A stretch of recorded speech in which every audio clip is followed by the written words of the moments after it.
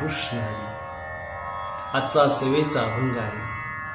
एक नेणता नाडली, एका जाणीवेची भुली, बोलो नेके मुके, वेडे वाचाळ काय निके.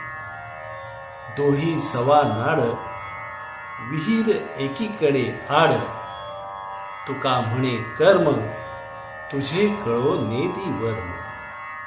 या अभंगामध्ये तुकाराम महाराज म्हणतात की एखादा मनुष्य अडाणीपणामुळे स्वतःची फजिती करून घेतो, तर दुसरा ज्ञानाच्या अहंकारामध्ये बुडून जातो.